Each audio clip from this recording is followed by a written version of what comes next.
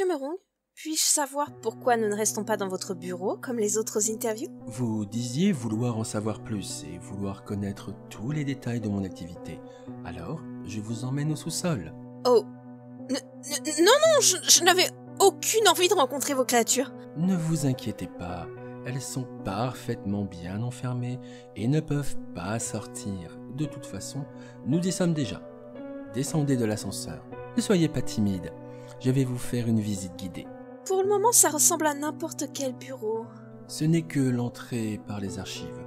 Nous y stockons tout ce qui concerne les créatures et artefacts que nous récupérons, leurs capacités, leurs forces, ainsi que leurs faiblesses.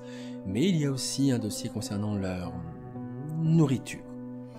Je parle des criminels que je garde, et plus récemment, des suicidaires. Vous avez perdu votre pari au passage. Je ne veux pas savoir. Après vous. Mais il y a une cage juste en face. Oh oui, je vous ai déjà parlé de lui. C'est Noël, l'alien que j'avais ramassé pendant les fêtes.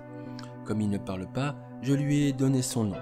Les barreaux sont trop petits pour qu'il passe le bras, donc il ne va pas vous agripper. Soyez sans crainte. Vous ne mentiez pas en disant qu'il ressemblait à un humain. Je ne mens jamais, sachez-le. On dirait qu'il n'a pas fini son dernier repas. Ne regardez pas si vous êtes facilement choqué. C'est un bras? Je vous avais dit de ne pas regarder. Vous n'écoutez donc jamais rien? Bon, suivez-moi. Je veux vous présenter quelqu'un. Où est-ce que vous m'emmenez encore? Au 3e sous-sol. Le premier abrite les archives et les créatures les moins difficiles à contenir. Le 2e, j'y range les artefacts. Pour le 3e, ce sont les créatures les plus dangereuses, ou celles qui ne supportent pas la lumière. Dites-moi, que savez-vous des sirènes? Vous avez vraiment des sirènes? Que savez-vous d'elles? Eh bien, cela dépend de la culture. Les sirènes de la mythologie grecque ne sont pas les mêmes que... Que vous évoque le mot sirène? Des femmes poissons, comme dans les contes? Vous risquez d'être plutôt déçu. Elles aussi sont dangereuses? Non, elles n'ont juste rien de magique. Elles sont le fameux chaînon manquant de notre évolution. À une époque, nos ancêtres ont dû fuir la terre ferme, séisme, volcan, je ne sais pas la raison exacte. Mais ils ont fui, ils se sont adaptés à la vie dans l'eau. Mais après un temps, une partie est retournée au sec, l'autre partie a continué d'évoluer dans l'eau. Comme ils vivent dans les abysses, leur peau est plutôt grise, leurs yeux sont devenus plus grands, plus noirs et plus perçants, mais aussi beaucoup plus sensibles à la lumière. Elles ont beaucoup de similitudes avec les dauphins. La différence est la profondeur à laquelle elles vivent et le temps qu'elles peuvent passer sous l'eau. Elles peuvent se permettre de ne remonter que 2-3 fois par an et généralement de nuit pour ne pas être éblouies. C'est très intéressant. Alors elles ne seraient que nos cousines en quelque sorte? Exactement. Et nous sommes certainement compatibles pour la reproduction, j'entends. Mais je ne les garde pas pour faire des expériences, donc je n'ai pas de preuves. Enfin, nous sommes aussi différents que peuvent l'être un lion et un tigre. La possibilité est donc quasi certaine. Pensez-vous que si quelqu'un voulait essayer... Tout dépend des sirènes. Vous coucherez avec le premier venu juste pour vérifier votre compatibilité, vous? Non. Enfin, j'imagine que si quelqu'un veut essayer, je n'aurai qu'à les présenter, bien qu'elles sont plutôt méfiantes. Je ne sais pas vraiment si elles seraient vraiment intéressées. Prenez cette lampe torche. En sortant de l'ascenseur, regardez à droite, mais ne les éclairez pas trop. Oh, elles sont terrifiantes. Ce n'est pas très gentil. Mais vous avez vu leurs dents? Comme je disais, elles ont beaucoup de similitudes avec les dauphins, mais elles vivent comme nous. Baissez votre lampe. Je vous ai dit de ne pas trop les éclairer.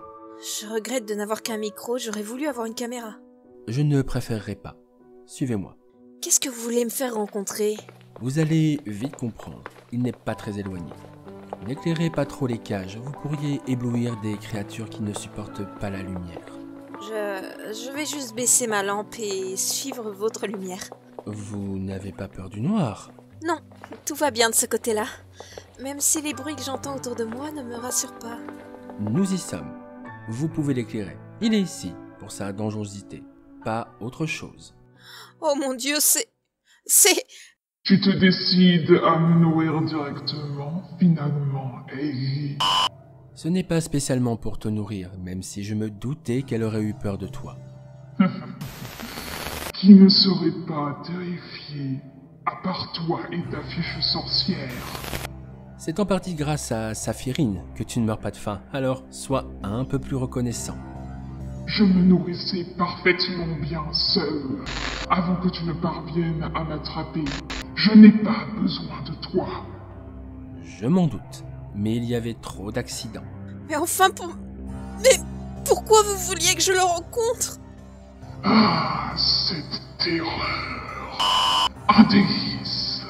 Calme tes ardeurs, Slendy. Miss, vous sembliez douter. J'aurais pu vous présenter Trender ou Splendor, mais je ne sais pas pourquoi, je me disais que vous faire rencontrer Slenderman serait plus parlant.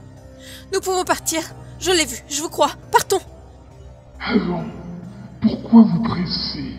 Approchez donc. Ne l'approchez pas. Restez à bonne distance. La magie de Saphirine s'avère efficace contre vous. Elle est bien plus vieille. Je vous parlerai d'elle une autre fois, ou je la laisserai vous parler. Approche, je te dis. Non. Monsieur Merong, nous pouvons partir. Il ne vous fera pas de mal, pas dans sa cellule. Il pourrait bien en sortir s'il se montrait plus coopératif.